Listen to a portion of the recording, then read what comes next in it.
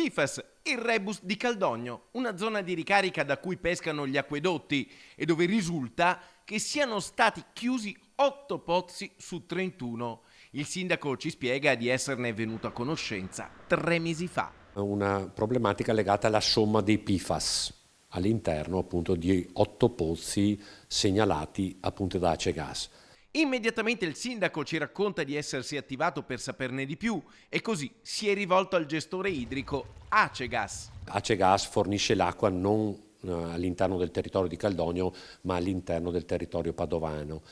E mi sono subito attivato, ho scritto una lettera ad Acegas dicendo se la notizia corrispondeva a verità e naturalmente quali fossero e di che entità fosse la contaminazione di questi pozzi. A settembre di quest'anno, alla lettera del sindaco di Caldogno, arriva la risposta di Acegas. Acegas mi ha risposto il 1° settembre dicendo sì, che sono in corso delle valutazioni con altri enti, regione, ARPAF, ULS e quant'altro all'interno di alcune problematiche sorte in alcuni pozzi, ma che soprattutto l'acqua dell'acquedotto di Acegas, ribadisco, nel territorio di Padova è sana al 100%. Insomma, i cittadini possono stare tranquilli, l'acqua che esce dai rubinetti è sicura, ma il sindaco di Caldogno oggi insiste sul fatto di essere giustamente interessato a capire come intervenire sulla zona dove i pozzi sono stati chiusi.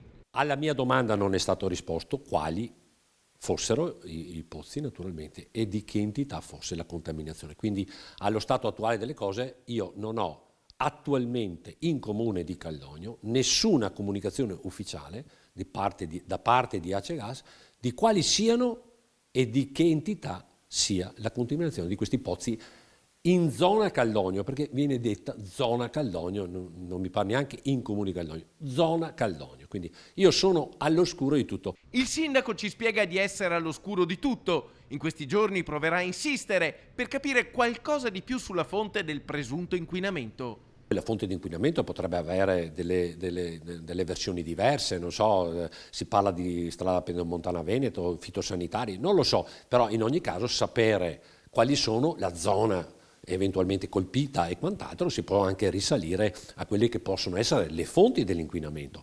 Quindi sicuramente in questo momento io non sono nelle condizioni di poter riferire né alla mia, che sono tutti a conoscenza, alla mia amministrazione, ai miei assessori e via discorrendo, né ai miei cittadini, quali possono essere gli interventi che il Comune di Caldogno può mettere in pratica per mettere in sicurezza la